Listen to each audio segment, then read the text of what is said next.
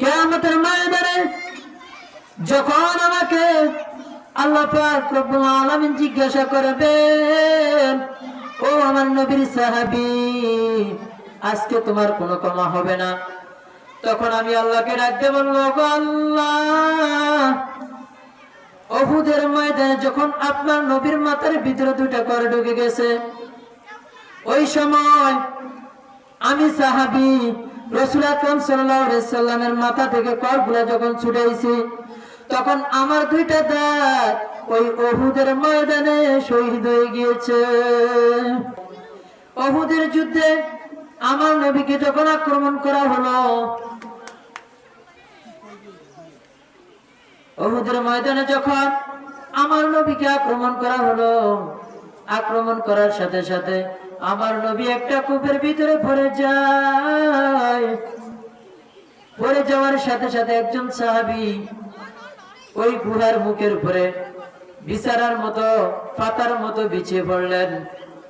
কাফের বেদিন যখন দেখলেন মুহাম্মদ গর্তের ভিতরে পড়ে গেছে, তখন তীর মারা শুরু করলো। ওই সাহাবী ডাল স্বরূপ আমাদের নবীর উপরে ছিলেন। ওই সাহাবী একটা নয়, দুইটা নয়, 70টা পর্যন্ত তীর তার শরীরে গেঁথেছিল, কিন্তু সে তারপরও গর্তটাকে ছেড়ে নাই। এক পর্যায়ে যখন কাফের বেদিন চলে গেলেন, আমার নবীকে উঠানো হলো।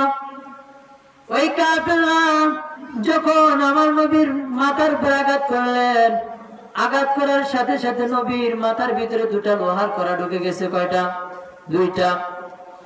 দুইটা লোহার কড়া ঢুকে গেছে। এবার আবু বকর ওই লোহার কড়া দিয়ে ছুটানোর জন্য দৌড়ে চলে আসলেন। এমন সময় একজন সাহাবী ডাক দিয়ে বললেন, ও আবু বকর, আপনি অনেক দিন যাবত নবীর সেবা করেছেন, অনেক বছর যাবত নবীর সেবা করেছেন, আপনার অনেক আমল, কিন্তু আমি আল্লাহর রাসূলের একজন নাফরমান সাহাবী, না জানি আল্লাহ আমাকে কোন উসিলায় মাফ করে দেয়। আমি আপনার কাছে একটা অনুরোধ রাখবো, আপনি আজকে এই মাথার করগুলা ছুটাতে যাবেন না, আজকে আমাকে আপনি এই সুযোগটা করে দেন। যখন এই কথা শুনলেন, আবু বকর রাদিয়াল্লাহু তাআলা আনহু চুপ হয়ে গেলেন, দাঁড়িয়ে গেলেন। ওই সাহাবী রাসূল আকরাম সাল্লাল্লাহু আলাইহি সাল্লামের কাছে গেলেন। যাওয়ার পরে রাসূলের মাথা থেকে একটা কর যখন ছুটাইলেন, ওই সাহাবীর তরতাজা একটা দাঁত সঙ্গে সঙ্গে ভেঙে জমিনের ভিতরে পড়ে যায়। এই অবস্থা দেখে হযরত আবু বকর রাদিয়াল্লাহু তাআলা আনহু আবার ছুটে আসলেন।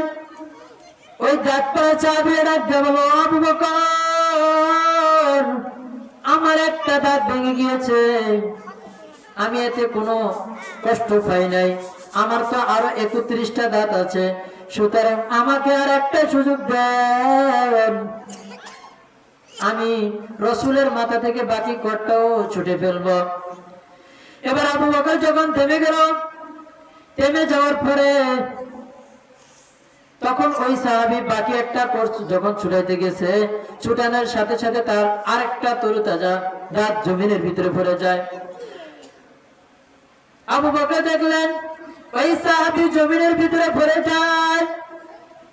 আবু বকর আসলেন, আসার পরে ওই সাহাবীকে যখন ধরতে আসবে, ওই সাহাবীরা বলতেছে, হে আবু বকর, আপনি আমাকে ধরা লাগবে না, আপনি আমাকে ধরা লাগবে না, আমি রাসূলের জন্য আমার দান মোবারক শহীদ করে দিলাম।